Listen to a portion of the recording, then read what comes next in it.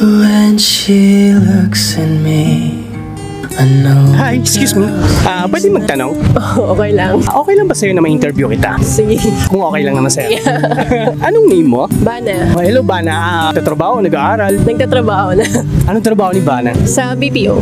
Call center? Mm-mm. Oh, okay. Community ka ba ng ano? LGBT. Wow, be proud, di ba? Yes. Are you single or taken? Taken na, taken. So, dahil taken ka, anong pangalan nitong nakataken sa'yo? 1 year na, and her name is Laura.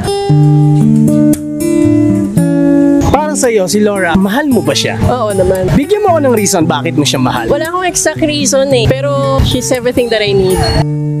Masaya ka ba sa kanya? Oo naman.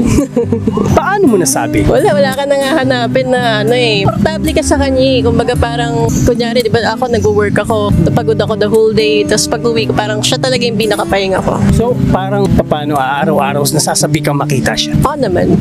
So, dahil 1 year na kayo, natatakot ka ba na maghiwalay kayo? Oo, pero hopefully hindi mangyari. Pero if ever mangyari man, it is what it is. Sabi nga nila.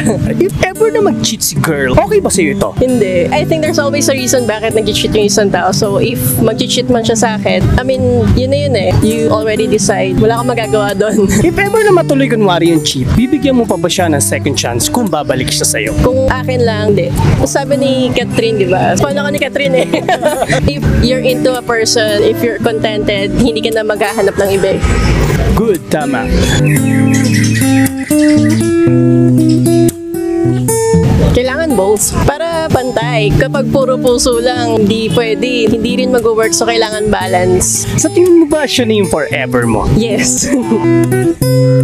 Ba't mo nasabi siya yung forever mo? Ako personally, wala na kasi akong ano eh. Baga parang tapos na ako dun sa mga araw na go with the flow lang, kung sino lang makasama mo. Ngayon okay na ako. Masasabi kong okay na ako. If ever na maging legal dito sa Pilipinas ang kasal, pakakasalan mo pa siya? Yes.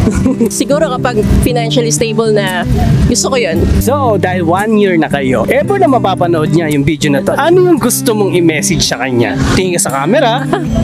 Nakakahiya. Ano lang, wala kasing assurance sa mundo eh. Hindi mo masasabi eh. Saka lagi namin ang pag-uusapan yung, kunyari, huling araw mo na, bigla kang kunin ni Lord. So, I'm more on like, enjoy lang natin each day, enjoy lang natin bawat minutong meron tayo. And I'll assure you na I'll be your best partner and your best enemy. Enjoy lang tayo and I'll try my best na intindihin ka. Kasi yung partner ko is a single mom. She has 2 daughters. So, I'll try my best. I mean, the best partner that you have in all aspects. Financial man yan, relationship man yan, kahit ano, kahit saan. Wow! Napakabait pala. Tinanggap mo si ma'am as a single mother? Yes. Wow! Napakaswerte naman sa ni ma'am. So, sa mga katulad mo, anong gusto mong maipayo? Nakapupulutan ng aaral. Alam natin na maraming discrimination about LGBTQ, right? Hindi kasi natin hawak yung iisipin sa kasasabihin ng ibang tao eh. There will always be a person or set of people na hindi ka matatanggap. But as long as tanggap mo naman yung sarili mo, it's good for me. I mean, just live your life, just be yourself. Sabi nga nila. Nice one. Thank you. Maraming salamat. And that faith is something I've never known before.